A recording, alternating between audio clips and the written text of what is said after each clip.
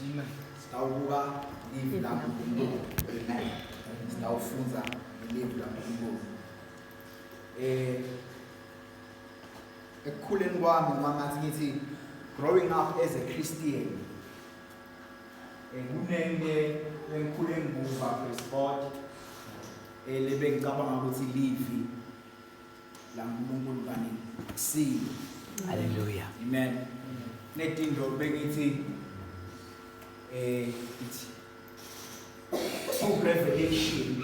Yo. And as growing up, I found out, you see, it was a false revelation. Netinto bengithi there are true doctrines. Amen. But as growing up, this is told about it wasn't a true doctrine. Amen. Netinto bengicabanga ukuthi liqiniso. But as khula la ngosini Yo. lifundzela live la uNkulunkulu bese uyathola ukuthi betingasilo liqiniso. Amen. Amen. Ngoba wonke umuntu angayisebenzisa lencwadi njengelithulusi lekushumayela. Yo. But bancane kakhulu labayifundzako lencwadi. Yo. Amen. Amen. Sometimes you can ungatithola uthi ngiyayifundza kana ufunzi yona ufunza imicabango yakho. Yo. Wena bosho ukuthi ngifunza iBhayibheli kani bongafunzi lencwadi bofunza imicabango yakho. Yo. And kulula kakhulu kuwena lo mgodi loyo. Praise God. Hallelujah. So as ngifunza le live lekudiscover ngalo ukuthi konke lekushow uliqiniso. And futhi uma ufunze lona it always produces power. Hallelujah. Hayi aligeji. Amen. Amen. But Ati Paula, Timothy, study to show yourself approved unto God. Amen. Amen. Amen. Study. And there are few people who study this book, but there are many. Labalfunza. Hallelujah. Hallelujah. So, sifike lesikhathi la kufuna khona siyifunze lencwadi. Yo. Siyidadishe lencwadi. Amen. Amen. Since leliphutha asibantu labamnyama sayithatha sayisebenzisa singakayifunzi. Amen. That's why noma sishumayela but there is no power. Yo. Noma sesithi sikhulumile ngale ncwadi but asiwaboni lama results labonwa abapostoli. Yo. And funa bese siyadibuta ukuthi ngabe vele sifunze yona yini. Yo.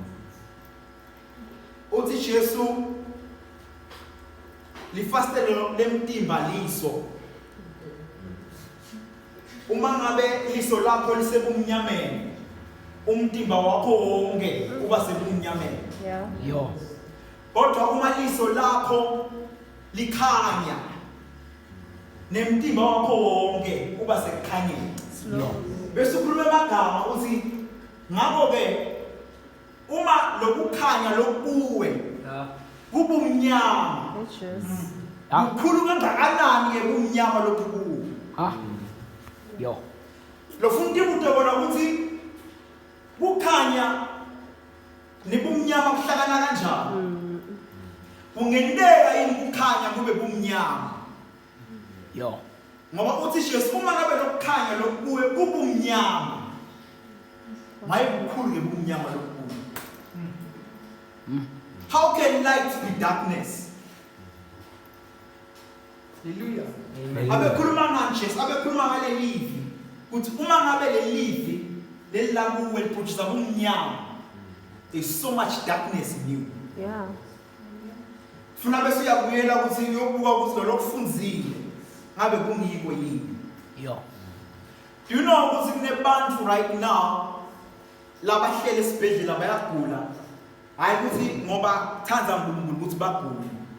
bafunza livi la athi khona Paula leli wathi uNkulunkulu mangicela ukuthi aswele niyeva kimi wathi my grace is sufficient. Lo muntu wathatha leli livi lelo wathi lokugula lanako linyeva lakhe. Yo. And up until now is suffering. Yo. Just because who embrace a living, but the living has become darkness. Yeah. Dot. So, as Bazalwane, we need to be careful how we read or study this book. Yo. Because it is possible that it can produce darkness. Yo. If never fundwa. Hallelujah. Hallelujah. Praise God. Amen. Kunembhalo engimthandayo la eBhayibhelini. John, amen. Amen. Every time makaqala bhala ubhala ngasekuqaleni. Yes, Lord. He always remember the beginning. Yeah.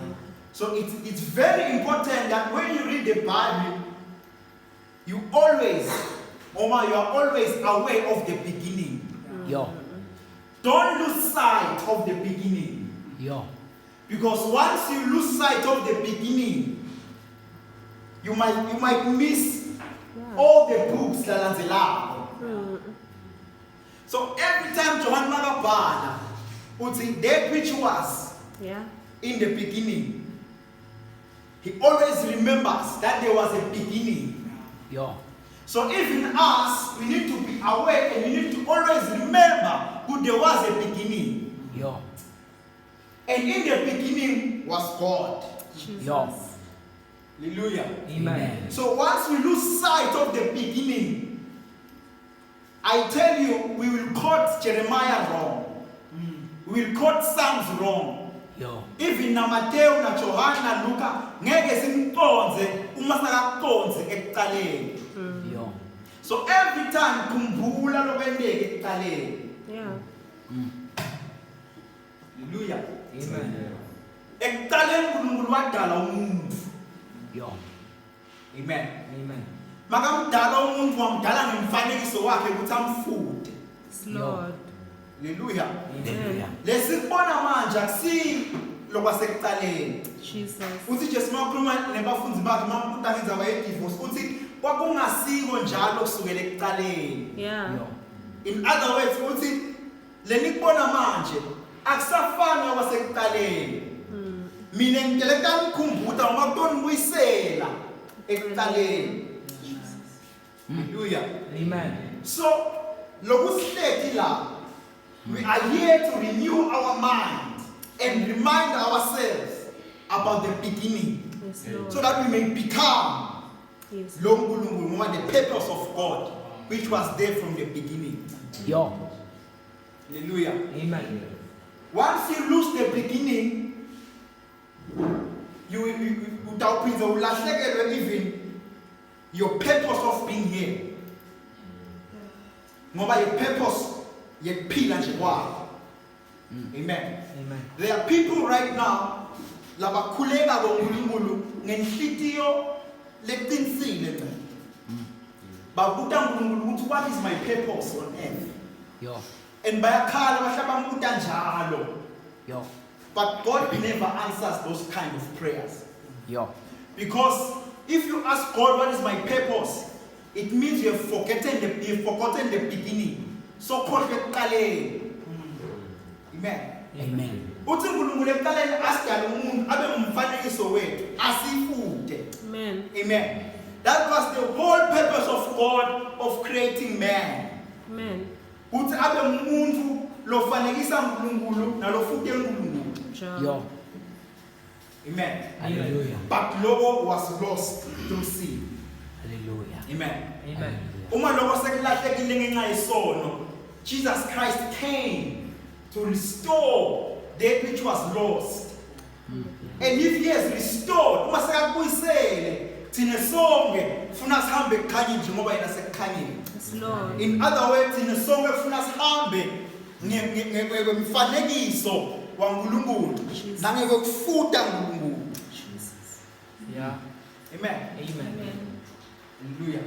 mhlawumbe sitakubuka kwemafungu athi yabaseKolose even noma ufunza incwadi Ephesians. Amen. Amen. But right now, amen, ngicela sibuke ilivlu laNkulunkulu lapha kuJohn chapter number 3 verse number 14. Praise God. I hope ngabamfisha ngoba lesikhathi sami asivele asisekho. Amen. It's just been past. Amen. 8. But I believe verse 9. But ufundisa verse 9. Amen. Yeah. As the Lord did, mhlawumbe sitawufika lapho, but ngicela sibuke lapha John chapter number 3 verse 14. Usafika la sifundzele. Njengoba naMosi aphakamisa